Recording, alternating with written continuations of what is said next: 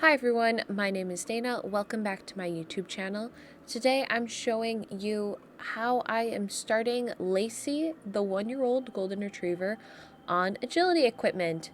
I will start with a disclaimer. Typically, the older the dog gets, the more difficult it is to start them on equipment. However, when you're starting a puppy, I'm sure you've seen my videos in the past with ammo. I have a little bit of a hurdle up for Lacey because before this I did have her going through with no bar, but now I'm starting with the bar. With the puppy, you don't have them start with the bar at all. She's a year old. At this point, if I wanted to, I could have worked on weaves with her.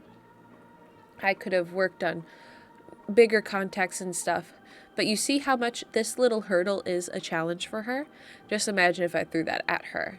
So I'm building up her confidence and enthusiasm to going through and over the bar. And I don't care if she knocks it right now. But I want to make, wow, going through this is a fun thing. And this takes more than one session. So you see, at least she's confident enough to push through it. If she knocks it over, I don't care. Yay, you did it. Go through it. And once the bar is gone, see, it's not so scary for her anymore. Like I said, I started her with no bar, so she's okay without it. But rebuilding that confidence, good job. And like I said, she knocks it over, whatever. Who cares? She went through it very easily that time. And you notice, though, she is preferring one side already compared to the other. And right now I'm not being too picky because I want to build that consistency. However, in the future, when your dog is consistent on one side, I definitely want you to work to make sure that your dog can handle working with you on both sides. But see, as soon as she kind of messes up, she goes, ah, shoot. And she has to recover for a second. Whereas I'm sure you've seen with ammo. Ammo recovers very easily, but that's all built up. That is all stuff that gets better and better as the dog improves. But this was very fun working with Lacey on training this, and I do really miss having her around. Hopefully, in the future, on better terms, her owner will have her stay with me again, and we can do more fun stuff like this. Like I said, this was because her owner had an injury. So obviously, I don't want her owner to get injured again. But I would be more than happy to welcome Lacey into my home again. So I really hope this could happen. Obviously, I have lessons with her and I still see her, but my setups are here. But now you see, after she had that success, she doesn't want to go over the jump. So she's seeing what she can do to get around having to go over the jump. Can I do this and this enough? Can I outstubborn Dana and get a treat eventually? And look at how fun and silly she is being. But she's a little bit more stubborn than a border collie. And that's where I just have to build her attention span and her enthusiasm towards working and giving me what I want. I'm never going to punish her doing her own decision, but she has to work harder for her choice.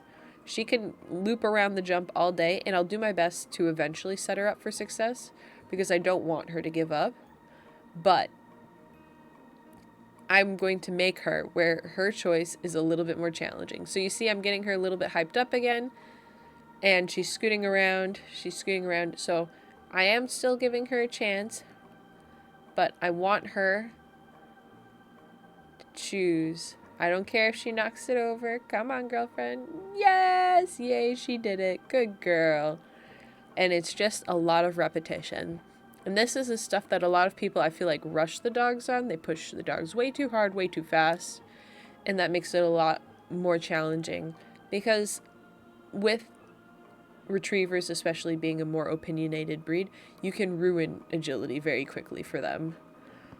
So you really don't want to push them too hard.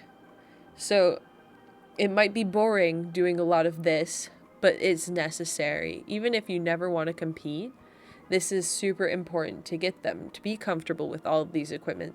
Because even though it's not scary to us, it is scary to them.